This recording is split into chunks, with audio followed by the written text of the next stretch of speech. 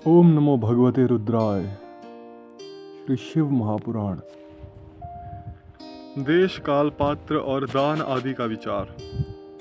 ऋषियों ने कहा, समस्त पदार्थों के ज्ञाताओं में श्रेष्ठ सूत जी, अब आप क्रमशः देश काल आदि का वर्णन करें। सूत जी बोले, महर्षियों, देव यज्ञ आदि कर्मों में अपना शुद्ध गृह समान फल देने वाला होता है, अर्थात अपने घर में किए हुए देव यज्ञ आदि शास्त्रोक्त फल को सम मात्रा में देने वाले होते हैं। गौशाला का स्थान घर की अपेक्षा 10 गुना फल देता है। जलाशय का तट उससे भी 10 गुना महत्व रखता है, तथा जहाँ बेल, तुलसी एवं पीपल वृक्ष का मूल निकट हो, वह स्थान जलाशय के तट से भी 10 गुना फल देने वाला होता है। देवालय को उससे भी 10 गुने महत्व का स्थान जानना चाहिए। देवालय से भी 10 गुना महत्व रखता है तीर्थ भूमि का तट। उससे 10 गुना श्रेष्ठ है नदी का किनारा। उससे 10 गुना उत्कृष्ट है तीर्थ नदी का तट, और उससे भी 10 गुना महत्व रखता है सप्त गंगा नामक नदियों का तीर्थ। गंगा, गोदावरी, कावेरी, ताम्रवर्णी, सिंधु, सरयू और नर्मदा, इन 7 नदियों को सप्त गंगा कहा गया है। समुद्र के तट का स्थान इनमें 10 गुना पवित्र माना गया है, और पर्वत के शिखर का प्रदेश समुद्र से भी 10 गुना पावन है। सबसे अधिक महत्व का वह स्थान जानना चाहिए जहां मन लग जाए। यहाँ तक देश का वर्णन हुआ। अब काल का तारतम्य बताया जाता है। सतयुग में यज्ञ, दान और कर्म पूर्ण फल देने वाले होते थे, ऐसा जानना चाहिए। त्रेता युग में उनका 3/4 फल मिलता है। द्वापर में सदा आधे ही फल की प्राप्ति कही गई है। कलयुग में 1/4 ही फल की प्राप्ति समझनी चाहिए, और आधा कलयुग बीतने पर उस 1/4 फल में से भी 1/4 कम हो जाता है। शुद्ध अंतःकरण वाले पुरुष को शुद्ध एवं पवित्र दिन सम फल देने वाला होता है। विद्वान ब्राह्मणों, सूर्य संक्रांति के दिन किया हुआ सत्कर्म पूर्वोक्त शुद्ध दिन की अपेक्षा 10 गुना फल देने वाला होता है, यह जानना चाहिए। उससे भी 10 गुना महत्व उस कर्म का है जो विषुव नामक योग में किया जाता है। दक्षिणायन आरंभ होने के दिन अर्थात कर्क की संक्रांति में किए हुए पुण्य कर्म का महत्व विषुव से भी 10 गुना माना गया है। उससे भी 10 गुना मकर संक्रांति में, और उससे भी 10 गुना चंद्र ग्रहण में किए हुए पुण्य का महत्व है। सूर्य ग्रहण का सबसे उत्तम समय है। उसमें किए गए पुण्य का फल चंद्र ग्रहण से भी अधिक और पूर्ण मात्रा में होता है। इस बात को विज्ञ पुरुष जानते हैं। जगत रूपी सूर्य का राहु रूपी विष से संयोग होता है, इसलिए सूर्य ग्रहण का समय रोग प्रदान करने वाला है। अतः उस विष की शांति के लिए उस समय स्नान, दान और जप करे। वह काल विष की शांति के लिए उपयोगी होने के कारण पुण्यप्रद माना गया है। जन्म नक्षत्र के दिन तथा व्रत की पूर्ति के दिन का समय सूर्य ग्रहण के समान ही समझा जाता है, परंतु महापुरुषों के संग का काल करोड़ों सूर्य ग्रहण के समान पावन है, ऐसा ज्ञानी पुरुष जानते मानते हैं। तपोनिष्ठ योगी और ज्ञाननिष्ठ यति ये पूजा के पात्र हैं, क्योंकि ये पापों के नाश में कारण होते हैं। जिसने 24 लाख गायत्री का जप कर लिया हो, वह ब्राह्मण भी पूजा का उत्तम पात्र है। वह संपूर्ण फलों और भोगों को देने में समर्थ है।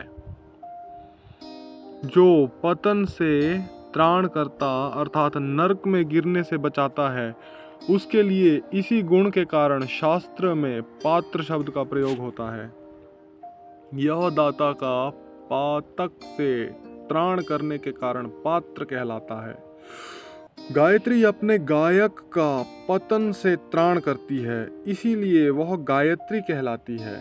जैसे इस लोक में जो धनहीन है वह दूसरे को धन नहीं देता, जो यहाँ धनवान है वही दूसरे को धन दे सकता है। इसी तरह जो स्वयं शुद्ध और पवित्रात्मा है वही दूसरे मनुष्यों का त्राण या उद्धार कर सकता है। जो गायत्री का जप करके शुद्ध हो वही शुद्ध ब्राह्मण कहलाता है। इसलिए दान, जप, होम और पूजा सभी कर्मों के लिए वही शुद्ध पात्र है। ऐसा ब्राह्मण ही दान तथा रक्षा करने की पात्रता रखता है। स्त्री हो या पुरुष, जो भी भूखा हो वही अन्नदान का पात्र है। जिसको जिस वस्तु की इच्छा हो उसे वह वस्तु बिना मांगे ही दे दी जाए तो दाता को उस दान का पूरा पूरा फल प्राप्त होता है। ऐसी महर्षियों की मान्यता है। जो सवाल या याचना करने के बाद दिया गया हो वह दान आधा ही फल देने वाला बताया गया है। अपने सेवक को दिया हुआ दान 1/4 फल देने वाला होता है। विप्रवरो, जो जाति मात्र से ब्राह्मण है और दीनता पूर्ण वृत्ति से जीवन बिताता है, उसे दिया हुआ धन का दान दाता को इस भूतल पर 10 वर्षों तक भोग प्रदान करने वाला होता है।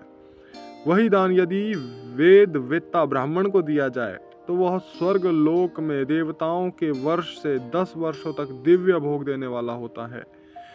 शील और उच्च वृत्ति से लाया हुआ और गुरु दक्षिणा में प्राप्त हुआ अन्न धन शुद्ध द्रव्य कहलाता है। उसका दान दाता को पूर्ण फल देने वाला बताया गया है।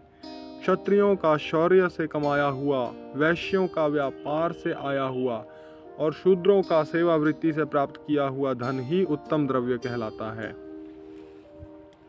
धर्म की इच्छा रखने वाली स्त्रियों को जो धन पिता एवं पति से मिला हुआ हो उनके लिए वह उत्तम द्रव्य है। गऊ आदि 12 वस्तुओं का चैत्र आदि 12 महीनों में क्रमशः दान करना चाहिए। गऊ, भूमि, तिल, स्वर्ण, घी, वस्त्र, धान्य, गुड़, चांदी, नमक, कोहड़ा और कन्या, ये ही वे 12 वस्तु हैं।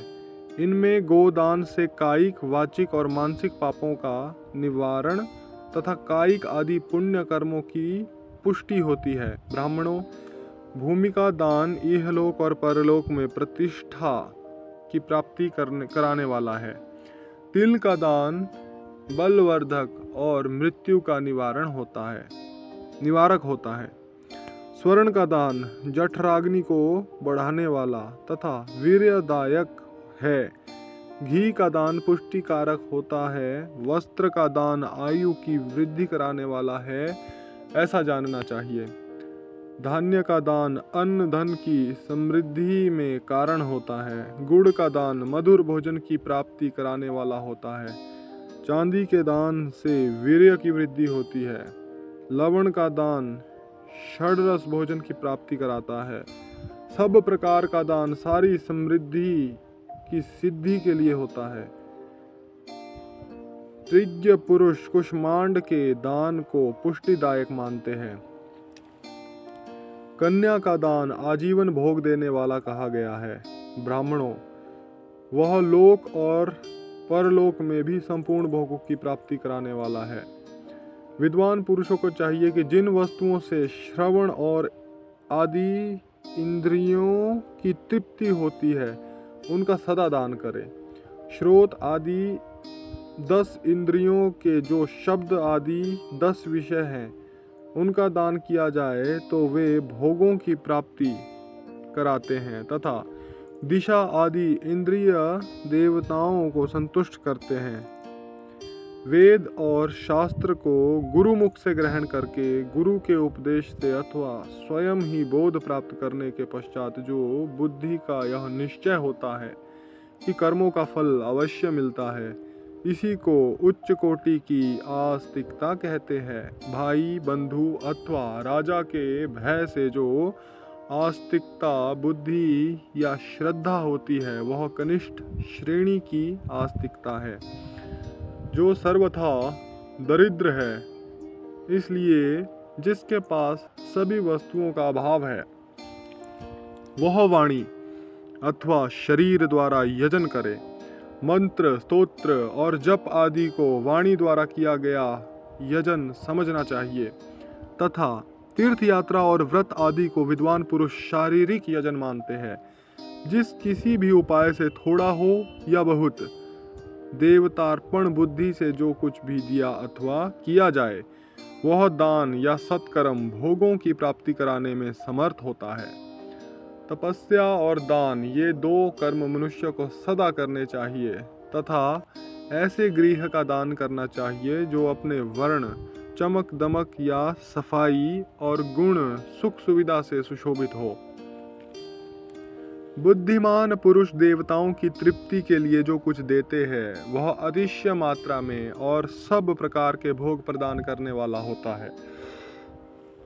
उस दान से विद्वान पुरुष इहलोक और परलोक में उत्तम जन्म और सदा सुलभ होने वाला भोग पाता है। ईश्वरार्पण बुद्धि से यज्ञ, दान आदि कर्म करके मनुष्य मोक्ष फल का भागी होता है। हर हर महादेव, शंभो शंकर।